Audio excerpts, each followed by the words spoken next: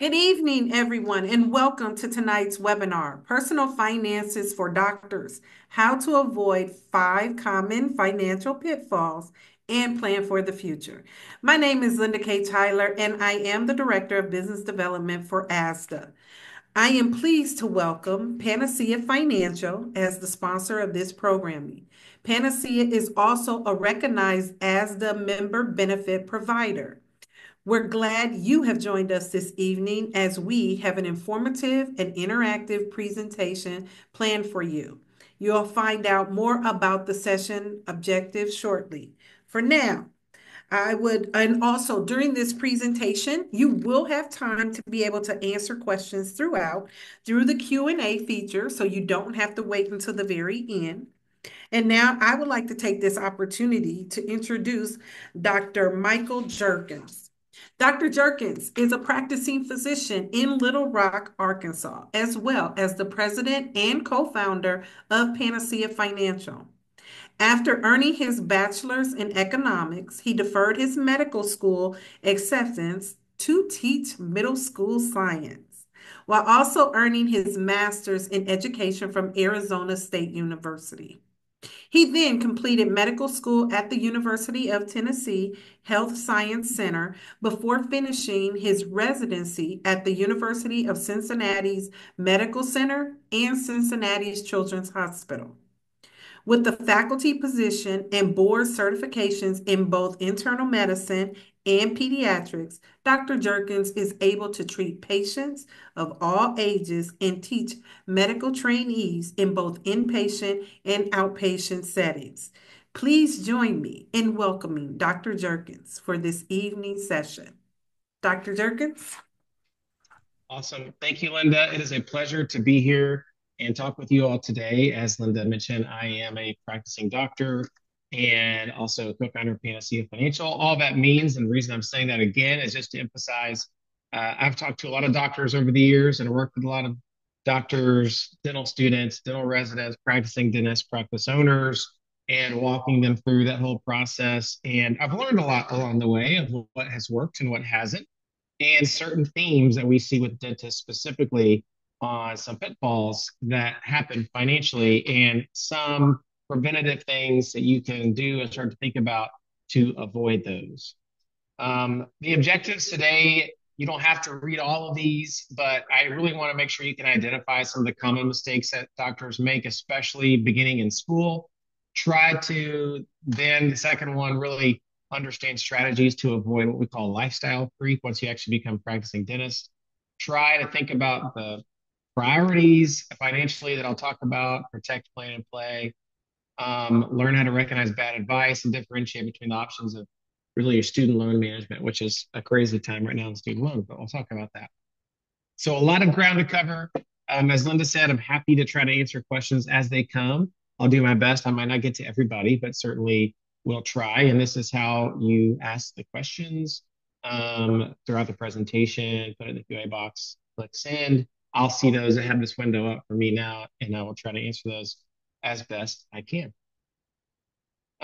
Just a little bit about Panacea, partners with ASDA. We're super excited to help dentists across the dental students across the country with personal loans. So we provide personal loans, and ASDA members do get discounts for those that are unsecured, no payments for a year, no co-signers needed, fully digital application. We have a lot of doctor customers in all 50 states. And then we help dentists through partners with ADA as well. But I don't know why I have a picture of me on the slide if I'm the one presenting, but that's me in case you don't know. I just want to say this disclaimer. I am not a financial advisor.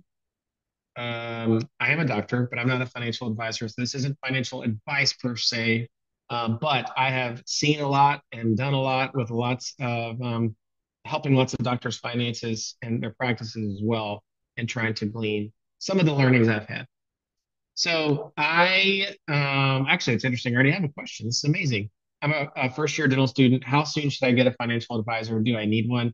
I would probably not advise doing that until you're at least in your fourth year, if not right out, because they're not going to, unless you have assets already and you've made money previously in another career or have a partner or family member who has lots of assets or money to manage, they're just going to charge you a very high fee for not very much money, or sorry, for not very much utility.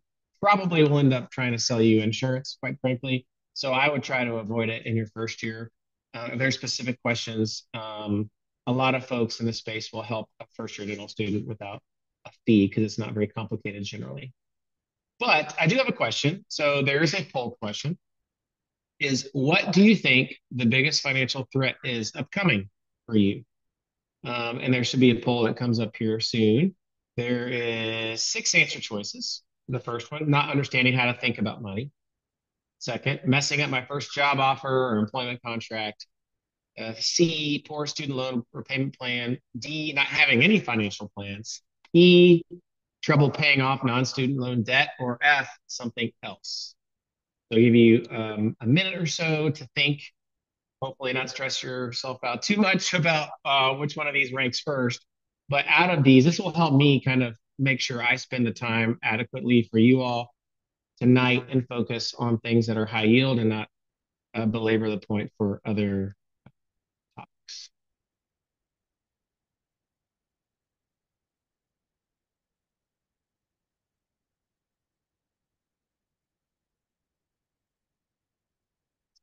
And I will let you guys finish that up and then we'll close that out here soon.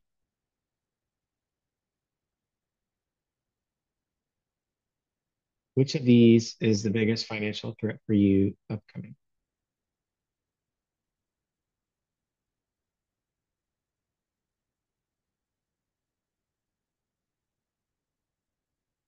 All right, I think we should be close to closing that up.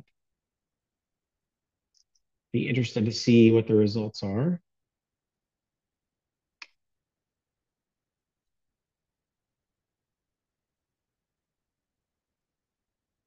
All right. So our first 45% of you that answered said not having a financial plan. And it's a pretty close tie between understanding how to think about money, poor student loan plan, employment contracts, and then student or non-student debt. So I will try to spend as proportional time as I can on these.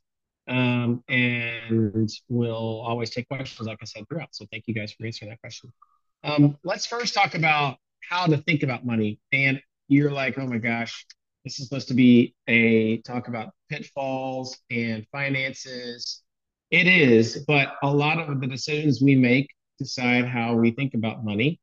A lot of how we think about money influences the decisions we make. So I want to just shed a little bit of light psychologically on how doctors, especially, are prone to think about money. So let me talk a little bit about what's called the hedonic treadmill. And it is this concept of trying to chase satisfaction or happiness in by material things or any type of material event or good and basically not getting that satisfaction. And it leads to a cycle of constant movement of taking a step forward, but the treadmill moves right along with you. So you actually don't really go anywhere. And this, in and of itself, puts doctors in really bad financial situations, especially as soon as you get done with training and you get your first job as a practicing dentist or specialist and you've basically lived off student loans, you've sacrificed a lot while all your friends not in healthcare have been doing cool stuff for several years. And there's this feeling among young doctors of, man, I deserve this. I need this bigger house, nice car, and some of these material things. And we do deserve it to a degree, but you can't buy it all, and you can't live that way without some serious repercussions. So let's talk a little bit about this. So the first step in this treadmill is to buy something. So you buy it, and it makes you feel happy. You get a dopamine hit. That feels great. Like, not going to argue with that. After you feel happy, let's just say a car, right? After you feel happy for that car, you begin to adapt psychologically. You're not as happy anymore. You can't be that happy that the feeling you get, that dopamine hit after that new car, as an example, you can't possibly maintain that same level the rest of your life. You adapt. So what happens after you adapt? You see something else. And when you see that something else, you can want it. And when you want it and you have the money and the means, you can buy it. And it keeps going and going and going. And trainees, you guys are really stuck in the want phase. Unfortunately, for a lot of people who are in practice and have a lot of money, they're stuck in the buy phase. And what ends up happening is they make enough money to make bad choices. And on the outside, you're like, man, this person has a big house, a nice car, a nice practice, but they don't have any retirement money saved and they have tons of debt. And that's because all of their money is tied up in buying things or paying off debt, not just student loans, but a lot of these other big purchases. And because they don't have retirement saved up, they have to work longer and work more and exchange their time for money. And it puts them in a very bad situation because they can't save. So try to be aware of this hedonic treadmill. It is a proven concept psychologically that can affect how consumers buy things and make financial choices. So please be aware. It's not a big deal for you right now because a lot of you, and I know I did when I was in school, didn't have the money to buy anything. But being aware of it really prevents you from making horrible choices right outside of dental school. So, as someone had asked, I'm a non-traditional third-year dental student, okay, and had previous debts, so student loans and credit cards. What's your suggestion on the best way to tackle this debt? I will actually answer this later in the presentation. I have strategies on how to tackle non-student debt, and there's a few different strategies there. Um, and and I'll answer that. I have another question of how do I find a financial advisor that is truly familiar with dental debt? I know plenty. So if you want to email me afterwards, I'm happy to give you a selection of names. My advice to you is anybody who tries to do business, and I'll actually talk about this later, as a financial advisor for dentists, is to ask for references, ask for dentists they've worked with as clients, ask for their emails, talk to those dentists, and try to find a fiduciary that has a legal obligation to make the best financial choices for you, and that is a flat fee based.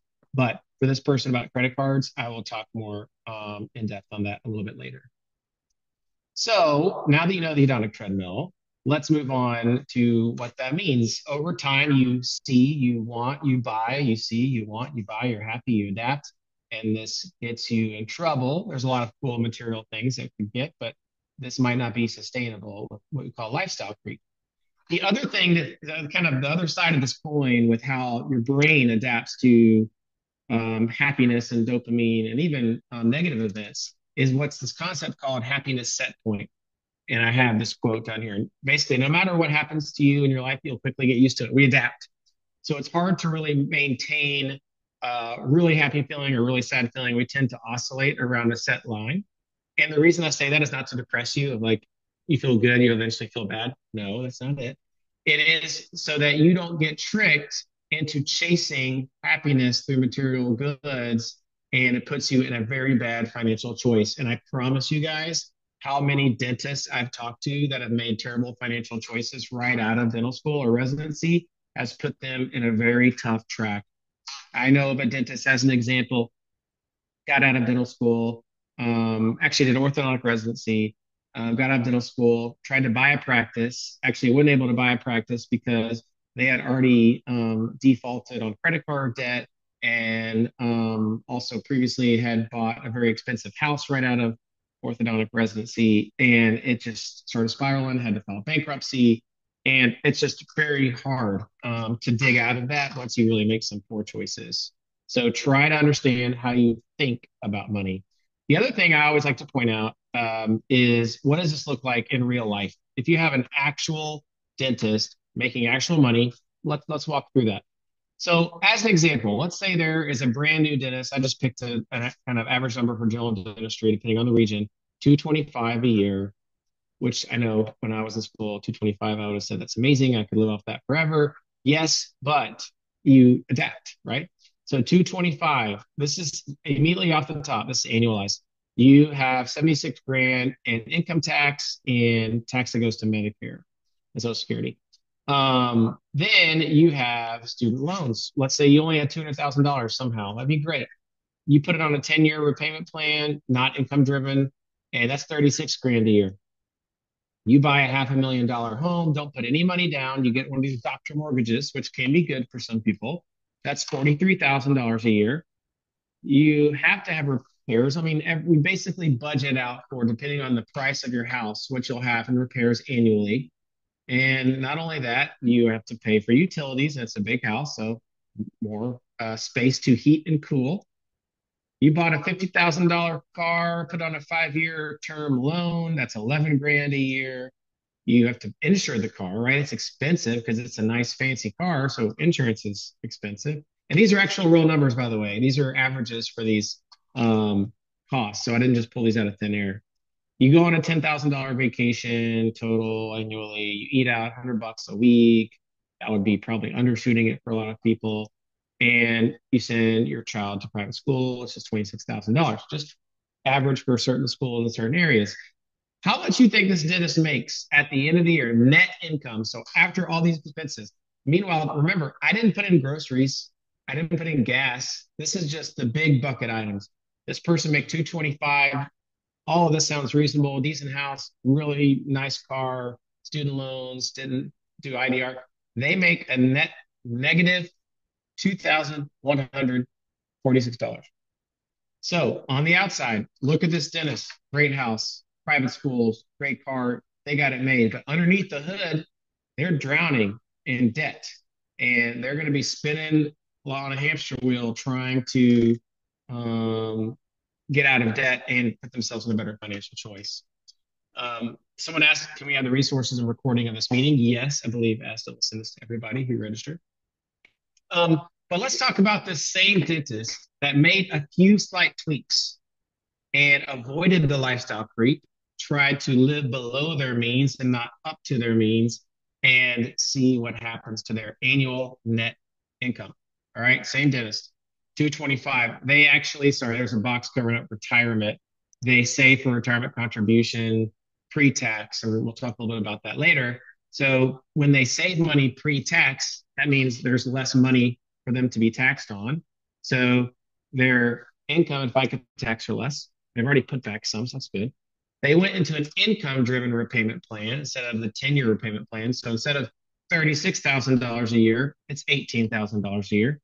Instead of a $500,000 home, they got a $350,000 home. And because of that, repairs are a little bit less, a smaller house. It's cheaper to heat and cool it. These are averages, again, national averages for this size home. They got a used car and a lot less money annually for the payment. It's a lot cheaper to insure a cheaper car. So that's great. They don't splurge out on the fancy vacation. They still take time off, still do cool things, but don't spend as much money doing it. They don't spend as much money eating out. They send their kids to public school. This is not to mean prescriptive, meaning you have to do this. I'm just trying to demonstrate how you can actually benefit yourself if you make small choices. And now, how much does this person make annually net? How much do you think? Not negative 2,000, but actually it is plus $62,000. It's a big deal. So someone asked, can you explain how income and FICA taxes went down? So I'll show this here in a minute of how you're paid, but essentially you have your salary, and you have tax, and you have some buckets that come out, basically pre-tax contributions to retirement, like 401k, 403b. And let's say instead of 225, in the left-hand column, the first dentist didn't put anything pre-tax, so income and FICA taxes were on $225,000. I don't remember what I put in this for the top line, but let's say this dentist put $25,000 into a retirement account before taxes came out. So that means that rate, the percentage, the tax rate is instead of a rate on 225, it's a rate on $200,000. So when you put more in pre-tax, your taxable annual income goes down, thus your taxes go down. You'll end up paying it later, perhaps, when you take that out, but that's a more complicated topic. But my main thing I want you to know is make small choices, understand how you think about money, make small choices, and avoid lifestyle creep, and it can make a huge impact on your finances, put you in more control over your time, because that is the true measure of wealth. It's not money. It's how much control over your time do you actually have to do what you want to do. And if you're in the left-hand column, you're not in a position to do what you want to do with your time because you got to pay off all those debts. If you're in the right-hand column, you're in a much better position to do what you want to do with your time because you made some different choices. The other thing I like to talk about is the hedonic treadmill, chasing happiness. You see, you want, you buy, you feel happy, you adapt, is some resources, some tangible resources. I know when I was in training as in medical school or residency, it was very hard. There was a lot of stress. A lot of times I wasn't happy, quite honestly. But these are two resources I think are great. One is on the right, the Happiness Lab. It's a podcast. If you like me, you like podcasts. It is actually from a Yale course that teaches the science of happiness. It was the most popular elective for Yale freshmen, and they turned it into a podcast, evidence based on science of happiness. And on the left is a book by a psychiatrist, psychologist from Harvard that talks about the longest study on human development over time, longitudinal. They have data from people back in the 60s and their kids and their grandkids every year, measure a ton of data. And essentially, what they found is some of the actual evidence based results that led to happiness. And I can promise you they didn't find buying more stuff made you happy. It's exactly what I talked about with being in control of your time and having meaningful human connections. So I know we're talking about money, but there's a lot that goes into how we behave and how we think about money and how we choose what we choose to do with it. So these are two good resources I would recommend. So number one, we talked about the how do you think about money. The second thing I want to move on to is what are you going to do after dental school? So there's another poll. There's six choices. A, associate at a private practice. B, DSO. C, residency. D, be a practice owner or a partner. E, not sure, or D, something else. And a lot of something else, I think, is probably like public health, public ministry. But you guys can feel free to answer those. That will help me try to craft some of the messaging I have. In my experience, there's pitfalls with all of these, but I want to focus on what's most important to you guys. And if you have any questions, now's a good time. If people are still thinking.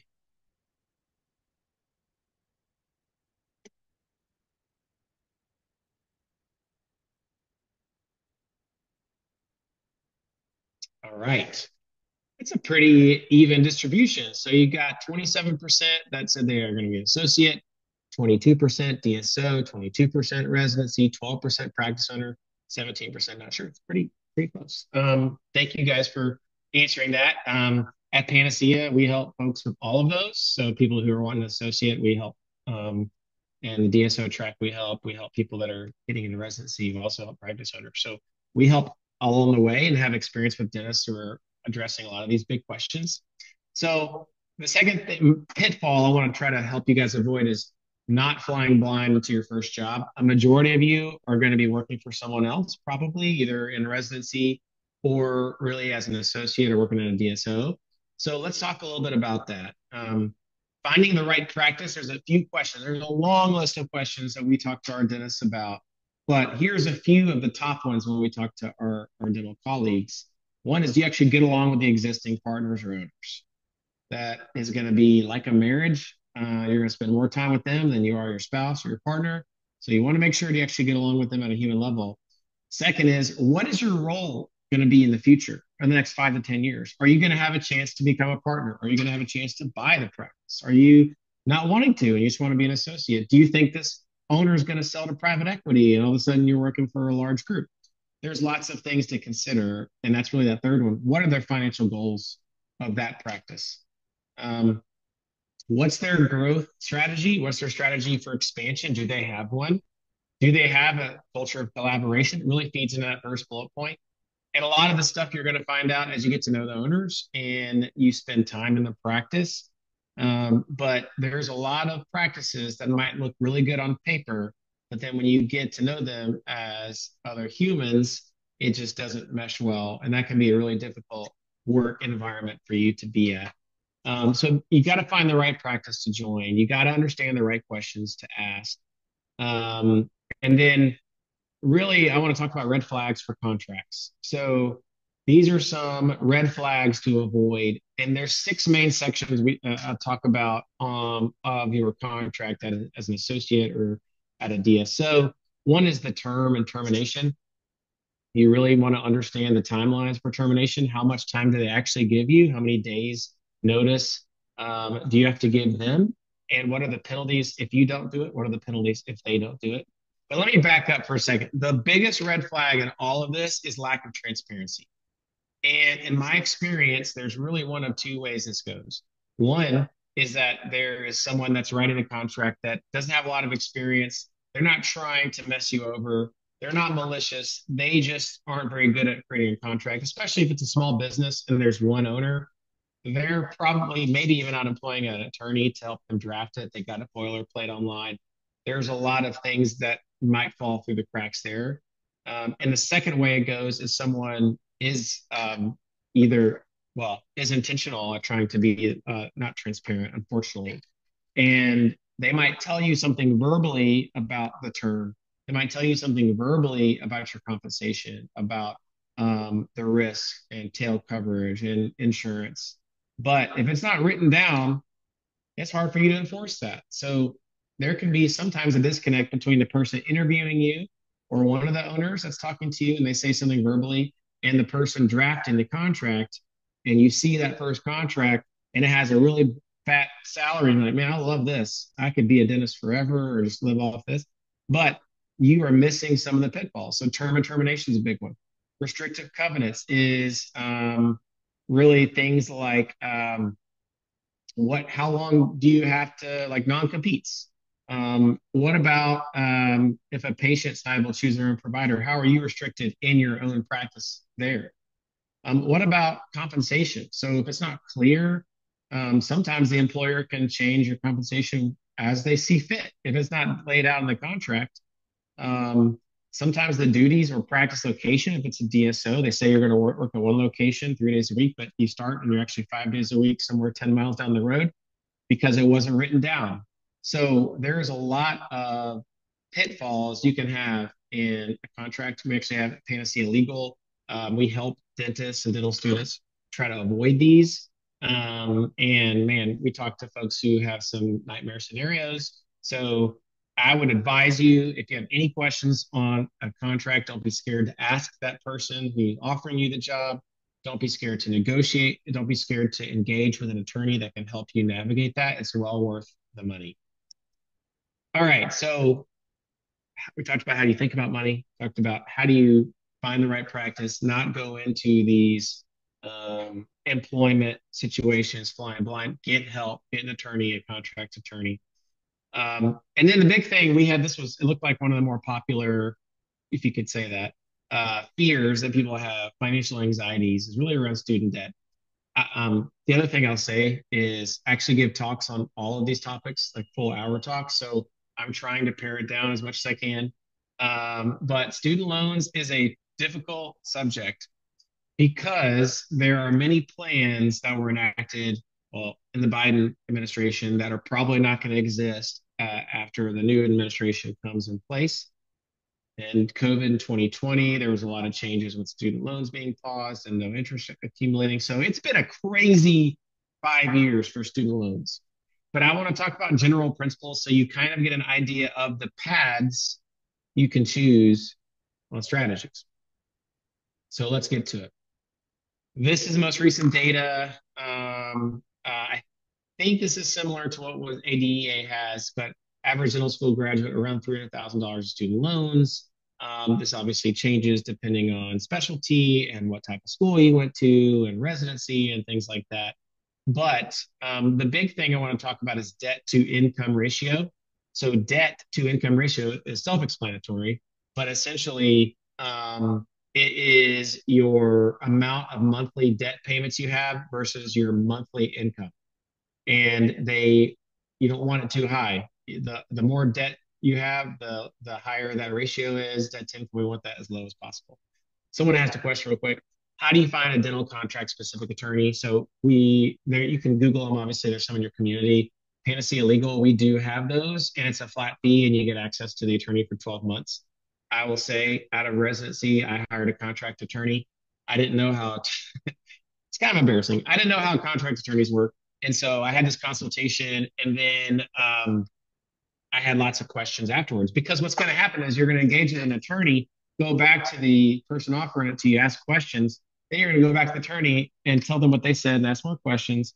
What I didn't know is normal attorneys bill you by the email, the minute. And I got this huge bill, and it was very stressful. I learned a lesson. I felt kind of dumb. But at Panacea Legal, there's a flat fee, and then you have access for 12 months to the attorney looking at your dental contract. So we'd be happy to help. And she also speaks to dental schools and residencies about this too. But the debt to income is one thing I want to mention. And remember, when I said debt to income ratio, that's debt payments. That's not total debt. That's how much you actually pay on the debt per month. And there's ways you can lower your monthly debt student loan payment annually, or sorry, monthly. Let me talk about that. Now, with any loan, there is an interest rate generally. Sometimes it's very low, sometimes it's high. Credit cards have high interest. Mortgages and assets that back up something are called secured loans have lower interest. Student loans are right in the middle.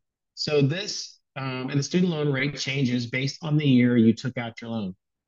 So if you took out a loan this year for academic year 24-25, the direct is 8%, or grad plus is 9%. And that will probably be around the same. They set it every summer, right? So basically, any loan you took out this year from the federal government, Department of Education, for the life of the loan, unless you refinance it, will have either an 8.08% or a 9.08% interest rate. And that interest is accruing after it's put into your account. So sitting dental school today, unfortunately, interest is accruing on your debt. Sad. If I was bored, sometimes in lectures, I would calculate how much interest accrued in my student loans. I graduated with around $250,000. And then at the end of residency, it was a little over $315,000. It was very, very stressful. So just understand interest accruing, the least amount of loans you can take out during dental school, the better you're going to be. So as a question of what's direct unsubsidized versus direct plus loans, essentially both are direct, meaning they come directly from the Department of Education, so direct from the federal government. Direct unsubsidized loans are, there's a limit on how much you can have from the government, and anything over that is the direct plus loans, which it's really, in this case, grad plus loans that have a higher margin. So most people max out their direct unsubsidized loans and then their grad plus loans, anything else on top of that. And unfortunately, for folks in medical, dental, and vet school, you have a lot of grad plus loans because it's so expensive to go to school, and those are the more expensive ones. You also have an origination fee with grad plus loans, which is sad. Okay, so I already depressed you about all the student debt. I went through that too. Now, what are the strategies? And I broke it up by type of loan. There's really two types. I already talked about federal, so that comes from the federal government. And the other, some of you might have private student loans, like from Sallie Mae or some direct lender that gave you money for maybe undergrad or maybe dental school if you needed it. But most of us at the end of training have mostly federal loans. That's what the data show, and that holds up. And there's three main routes. One route is for federal loans. Try to get them forgiven. There's two ways to get your loans, your federal student loans forgiven. One is through something called public service loan forgiveness. And basically, you work 10 years at a not for profit in an IDR plan, long and short of it. I could talk more, and I have a slide later. The other way you can get them forgiven is IDR, because the good thing about IDR is IDR means income driven repayment plan. You don't have to work for a not for profit. You just have to be in an IDR plan for 20 to 25 years. The big difference is PSLF obviously is shorter, but you don't have to pay federal income taxes on the amount that is forgiven. So that is a big plus there. Now, in certain fields, PSLF is not very popular because people tend to not work for 501c3 or not for profit. So for many people in this call, that might not be realistic. But I'm telling you, I know doctors and I've gotten massive amounts of loans forgiven with PSLF. There has been conversations of what's going to happen to PSLF in this next administration. I don't know for sure the answer, but what I do know historically is that when you have programs that benefit people that are from the government, it's very hard to take them away. Keep in mind, PSLF, yes, it benefits doctors, but it also benefits the military, police officers, firefighters, and to have a politician try to take that away would take away a massive recruitment tool for the military and our public servants. Someone just asked, can you pay off Grad Plus before unsubsidized after school? Yes. If you don't consolidate your loans, you can certainly make payments on whatever loans you want to. You can pick the highest interest rate or the largest amount of balance, or you can consolidate them into one big loan and they give you basically a blended average of the what we call weighted interest rate.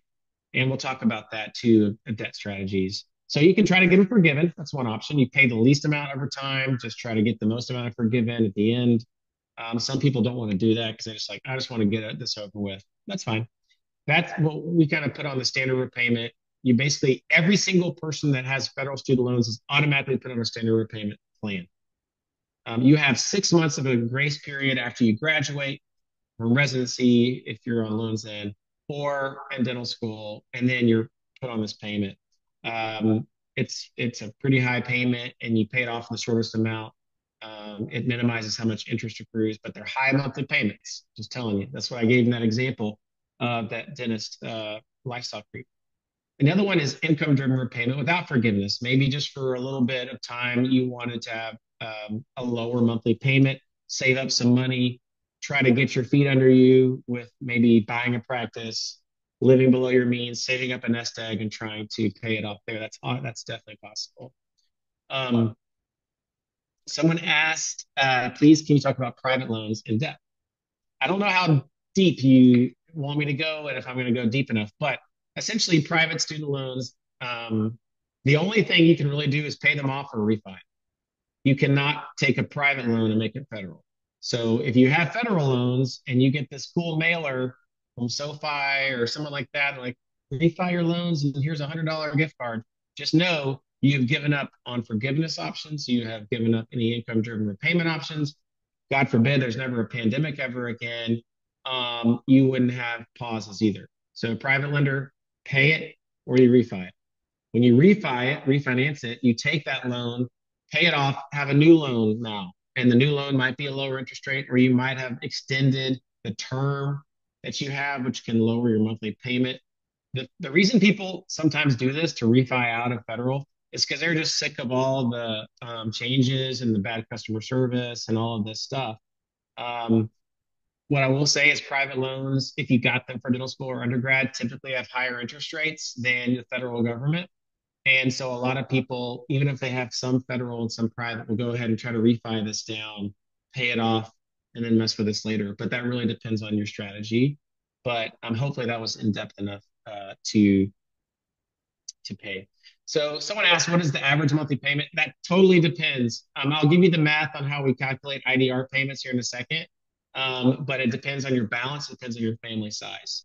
So I will talk about that here soon. The other question I got is the IDR beneficial for practice owners, or do you recommend practice owners aggressively pay off their loans? What I'll say about practice owners, and again, Panacea, we're an ADA partner for practice finance. We've helped lots of dentists across the country start a practice or buy one, et cetera, is it's nice to be an IDR and keep your monthly payment low because your monthly debt to income is low. And then you have extra money, what we call cash flow, to save up and to pay off debts.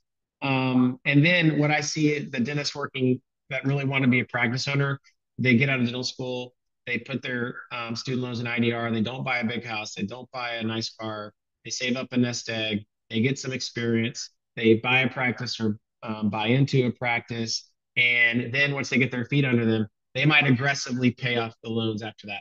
Because keep in mind, you can have IDR and you can make extra payments. No one's saying you can't. So you can add extra payments on top of that on principal and pay them off as quickly as you want to, but you at least have a low minimum monthly payment. So these are the basic options for student loans. And some of you might have a mixture. You might start in one and end up in another. That's totally okay. But you need to go in eyes wide open what the options are.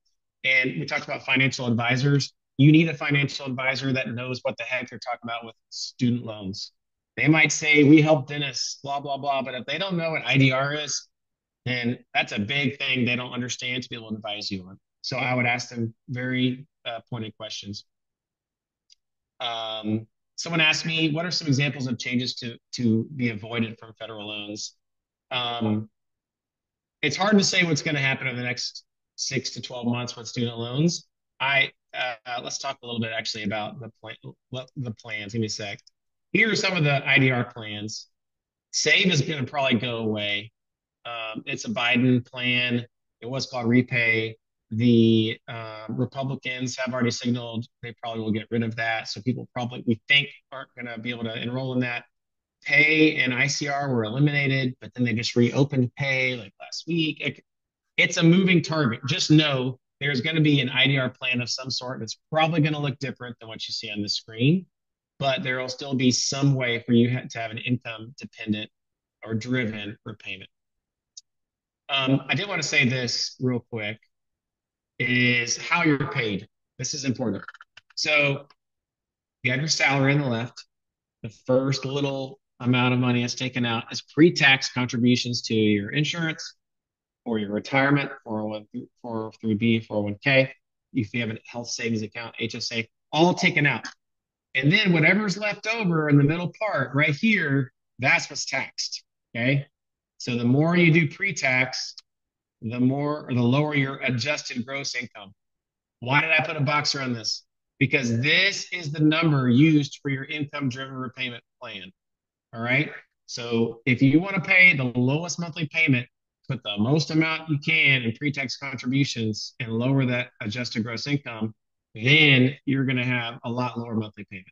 After that's when taxes are taken out, state income if you have it, federal income, FICA, and then that's what you end up with at the end is the paycheck. So I want to highlight what adjusted gross income is because that's important for you to understand. I talked about forgiveness options. I don't want to dwell on it because I know we're running short on time already. But there's PSLF and there's income-driven repayment. Two options, both have pros and cons. We'll send these slides out, and I'm happy to answer the questions if you ever want to email me. But there are two options there I've talked about. Let's just have an example of save, which won't exist, but this is a representative example of that same dentist making a 225. IDR payments are based on adjusted gross income. I just told you that. And adjusted gross income is based on your tax returns. When you're in your first year as a dentist making money, the taxes you paid last year weren't very much. So most of us, as soon as we enter practice, didn't have much taxable income whatsoever, unless you went to a paid residency. And in that case, let's say you didn't, your adjusted gross income is zero because you didn't have anything.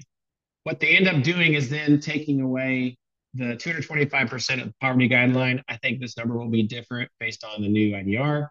That's poverty guideline based on family size. That's where they come up with this number called annual discretionary income. They say, we'll take that, pay 10% of it over the year, and that's your monthly payment. You don't have to memorize this. I wasn't trying to get too in depth, but I wanted to show you the math of how you can lower your monthly payment. One is lower your adjusted gross income. And then that lowers your basically all the way down here, your monthly payments. Now, I think this number will change. We'll see what happens with the IDR plans that come up with here in the next 6 to 12 months. So student loans is a big deal, but planning also generally, and I have kind of a synthesized plan at the end, which is hard to fit on one slide and it's definitely not comprehensive. But here are some principles of prioritization for your planning. You want to protect yourself, protect your assets, have your legal documents, your will, your trust, your insurance. The biggest asset you have is your clinical skills. Yourself, you want to protect that. The next priority is planning, things like how you're going to attack your debt. We talked about that. What's your investment strategy? What's your strategy for tax, especially if you're a practice owner? That's a big deal. You want someone who has experience with dental practice tax and dental owner tax. I can give you names if you want, want recommendations. And then after you do the protection and the planning, that's when you can play. That's when you can think about getting a nice trip, buying some luxury items, vacation property. But we all know people on this call, we all know people that have it flipped upside down. They play, then they play it, and then they try to protect. That is not the case. Do not do that. But I see it all the time. and this is a big deal, is no budget. It goes back to the hedonic treadmill. People make bad choices. They have no budget. They're just trying to continue to move, pay off debt, buy the next thing, pay off debt, and they don't have anything saved up and are not in control of their time. I said this here already, poor contract negotiations. You got to have an attorney in your corner protecting you with your contracts. Put yourself in the best situation. If you don't understand a contract or you don't understand you buying a practice, buying into a practice, you got to get someone on your team that does. It's worth the money. Don't try to do it on your own. So get your priorities in order. I'm trying to speed up because I know we don't have a ton of time. Let me talk about some of those savings and this person's question about how do you tackle non-student debt. So someone said, will a good financial advisor build a budget for you if you are not financially savvy? Yes. Yes, they will. But again, I would try to get someone who has dental practice experience, sorry, practice experience with a dentist that is a flat fee and a fiduciary. So they're not trying to sell you a bunch of investment products that are just going to bleed you dry. You don't want that. And get references. All right. So this is an example of the power of the time value of money, compound interest. The long and short of it is save as early as you can. That's the long and short of it. But essentially, this is three different people that invest $200 a month that have the same rate of return. One starts when they're 25, one starts when they're 35, one starts when they're 45. As you can see, the person who started at 25 saving $200, their portfolio when they turned 65 was worth almost, well, a little over $500,000. The person started at 35 was worth half that. Same monthly contribution. It's just time. So I'm not trying to make you feel guilty or downtrodden that you are in school and not able to save. I wasn't either. Look, I wasn't able to save till I was in my 30s after I was done with my residency. My point is, you need to save as early as you can. And when you do save as a doctor, understand you're going to have to play catch up a little bit because you don't have time on your side like Jack does in the blue line. You got to add more of a monthly contribution to your savings. All right. So don't do the bare minimum, but pay yourself first in a higher rate than the national average. All right. So that's saving. Let's talk about debt prioritization. So there's really three main strategies on non-student debt. How do you attack a car loan and a credit card and a mortgage? Which one do I pay off first? Which one do I wait to pay off? Let's talk about it. There's pros and cons of each. One strategy is called the debt avalanche. That's picking whatever loan you got that has the highest interest rate and putting all of your work there. The good news is this saves you the most money and interest, so it's not accruing as fast because you're paying it off. It gets you out of debt faster. The cons is that it can be hard to stay motivated because the high interest debt tends to have higher balances and people don't see the tangible results. They don't see that going down because that interest is fighting against them. But in the long term, it actually probably costs you the least amount of money is the debt avalanche.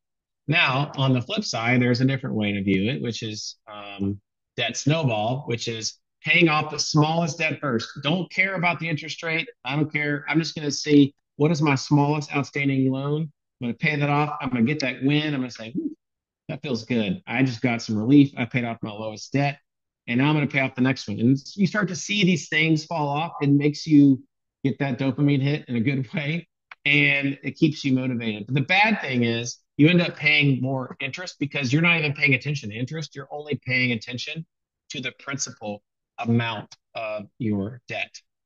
And then the third option is really related to a balanced approach. You say some people, like as an example, will pay off do the debt avalanche, but some of the extra money they have, they try to invest into a higher rate. So as an example, let's say you have a 7%, well, if it's recent, let's say a 7% mortgage. You're like, that's a pretty high interest. I got a credit card that's 19%. I'll pay that off first. Cool. But do I need to pay extra on my mortgage? It's only 7%. I think I can get 8% of the market. And so that person's like, I'll put the extra money in the 8% market because I know that's going to give me a higher return than the 7% expense on the mortgage. That's a risk, right? Anytime you invest in money, it's a risk. And so you have to really understand what you're getting yourself into, be very confident in the results. This is a perfect time. If you're in this third bucket and you're like, what the heck is this dude talking about? I don't understand how to balance these. That's when you talk to a financial advisor. That's why they're worth their money if you find a good one, because they can help you actually do the math and navigate a plan. But these first two options, debt avalanche and debt snowball, are two easy strategies you guys can employ for non-student debt, especially because there's less. I mean, student debt is its own beast, like I talked about, but these are two great ways to approach credit cards, cars, mortgages, other purchases that you have debt on. It's a great strategy. So, talked about a lot. Talked about how you think about money really matters. Psychology of Money is a great book, by the way. You can probably read it in a couple of days. I borrowed some of the concepts for this talk. I recommend that. I've talked to you about student loans, core planning, how to really protect yourself in a job, contract negotiation, and then how to handle non-consumer debt. So let's talk a little bit about how do you synthesize this all together. This is definitely not a comprehensive strategy here. This is just condensing what I think is a decent structure to consider. One, go eyes wide open into a job, really understand your contract, negotiate hard, live below your means to generate as much savings as you can so you can build wealth and be in charge of your time. Choose a student loan strategy. Is it going to be pay it off quickly or pay as little as possible, or a combination of the two? Once you have a student loan strategy, really, and you get if you're employed, prioritize whatever your employer match is. What I mean by that, what's a match? That means some employers offer a match of how much you contribute to your own retirement. So remember that line graph where it showed salary, paycheck. First little line was pre-tax contributions. Some employers will say, hey, we'll match 1% of the first X amount of dollars you put in there. That's free money from your employer. So prioritize the free money from your employer if at all possible, if you have it. The other thing is pay off high interest debt. I actually like the that strategy better because it costs you less money over time. So pay off whatever high interest debt you have. And then your next strategy after that is max out whatever retirement accounts you have access to that are tax advantaged. And then after you've maxed out your retirement accounts, if you have money left over, have a balanced approach of paying off debt or investing. And again, if you feel like, man, I don't have the time or I'm scared, I don't know a good strategy, that financial advisor can be very helpful. It's a fiduciary, has dental experience, and is a flat fee. That's what I mentioned here. Hire a fee only financial advisor with a doctor experience. I did have a question here I wanted to get to. This person asked, what are good resources to learn more about personal finance? We have a lot of resources at pncfinancial.com on our blog, a ton of personal financial resources. There are good podcasts out there. I do like it's a physician that I quite like for his blogging, but it's called Prudent Plastic Surgeon, and he talks a lot about struggling with debt, struggling with consumer debt, and being in a high income job afterwards as a plastic surgeon and the strategies he employed. So I love Jordan Frey is his name. I think he does a great job.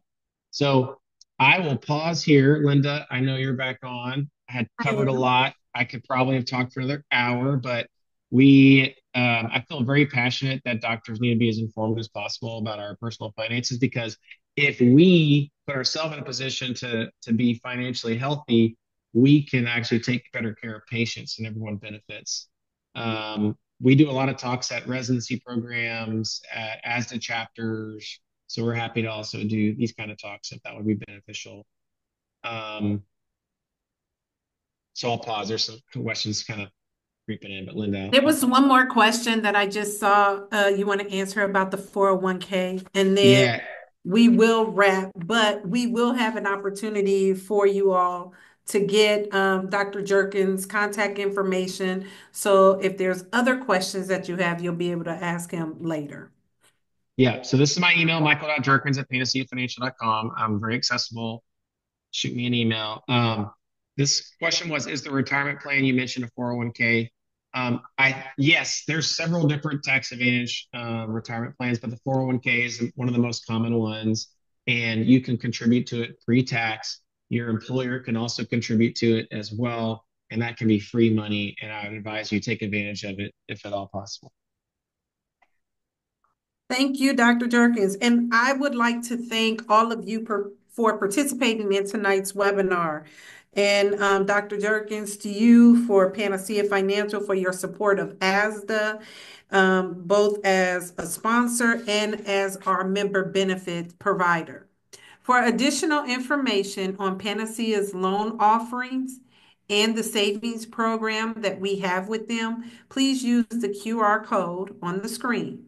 An email with the link and other information will also be sent to you following this session. And if you'd like to view this webinar again, it will be posted within 1 week on ASDA's YouTube channel and saved to the webinar directory online. So we want to thank you all for joining us, hanging in there, asking some very engaging questions. And we hope you all have a wonderful evening. Thank you. Awesome. Thank you all.